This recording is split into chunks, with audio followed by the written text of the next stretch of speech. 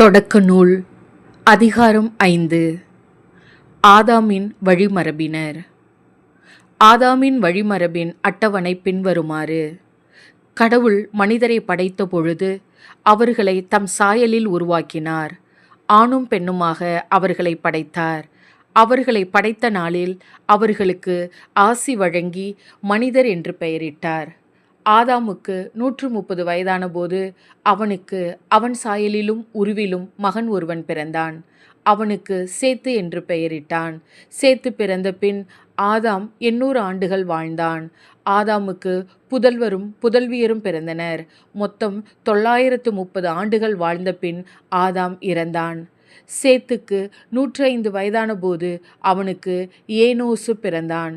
ஏனோசு பிறந்த பின் சேத்து 807 ஆண்டுகள் வாழ்ந்தான். சேத்துக்கு புதல்வரும் புதல்வியரும் பிறந்தனர். மொத்தம் 912 ஆண்டுகள் வாழ்ந்த பின் சேத்து இறந்தான்.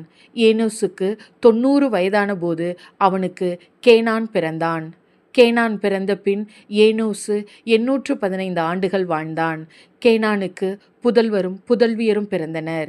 மொத்தம் 905 ஆண்டுகள் வாழ்ந்த பின் ஏனோசு இறந்தான். கேனானுக்கு 70 வயதான போது அவனுக்கு மகளேல் பிறந்தான். மகளேல் பிறந்த பின் கேனான் 840 ஆண்டுகள் வாழ்ந்தான். கேனானுக்கு புதல்வரும் புதல்வியரும் பிறந்தனர். மொத்தம் 910 ஆண்டுகள் வாழ்ந்த பின் கேனான் இறந்தான். மகளலேலுக்கு 65 வயதான போது அவனுக்கு ஏரேது பிறந்தான். ஏரேது பிறந்த பின் மகளலேல் 830 ஆண்டுகள் வாழ்ந்தான். மகளலேலுக்கு புதல்வரும் புதல்வியரும் பிறந்தனர். மொத்தம் 895 ஆண்டுகள் வாழ்ந்த பின் மகளேல் இறந்தான். ஏரேதுக்கு 162 வயதான போது அவனுக்கு ஏனேக்கு பிறந்தான். ஏனேக்கு பிறந்த பின் ஏரேது 800 ஆண்டுகள் வாழ்ந்தான். ஏரேதுக்கு புதல்வரும் புதல்வியரும் பிறந்தனர். மொத்தம் 962 ஆண்டுகள் வாழ்ந்த பின் ஏரேது இறந்தான். ஏனேக்குக்கு 65 வயதான போது அவனுக்கு மெத்துசேலா பிறந்தான். மெத்துசேலா பிறந்த பின் ஏனேக்கு 300 ஆண்டுகள் கடவுளோடு நடந்தான். ஏனேக்கிற்கு புதல்வரும் புதல்வியரும் பிறந்தனர்.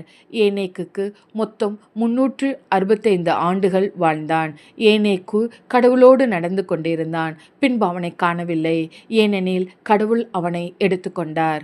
மெத்துசேலாவுக்கு 187 வயதான போது அவனுக்கு லாமேக்கு பிறந்தான். லாமேக்கு பிறந்த பின் மெத்துசேலா 782 ஆண்டுகள் வாழ்ந்தான். மெத்துசேலாவுக்கு புதல்வரும் புதல்வியரும் பிறந்தனர். மெத்துசேலா மொத்தம் 969 ஆண்டுகள் வாழ்ந்த பின் இறந்தான். லாமேக்கிற்கு 182 வயதான போது அவனுக்கு மகன் ஒருவன் பிறந்தான். அவன் ஆண்டவரின் சாபத்திற்குள்ளான மண்ணில் நமக்கு உண்டான கடின வேலையிலும் உழைப்பிலும் நமக்கு ஆறுதல் அளிப்பான் என்று சொல்லி அவனுக்கு நோவா என்று பெயரிட்டான். நோவா பிறந்த பின் லாமேக்கு 595 ஆண்டுகள் வாழ்ந்தான். லாமேக்கிற்கு புதல்வரும் புதல்வியரும் பிறந்தனர். லாமேக்கு மொத்தம் 877 ஆண்டுகள் வாழ்ந்த பின் இறந்தான். நோவாவிற்கு 500 வயதான போது அவருக்கு சேம், காம், எப்பேத்து ஆகியோர் பிறந்தனர். இது ஆண்டவரின் அருள்வாக்கு. இறைவா உமக்கு நன்றி.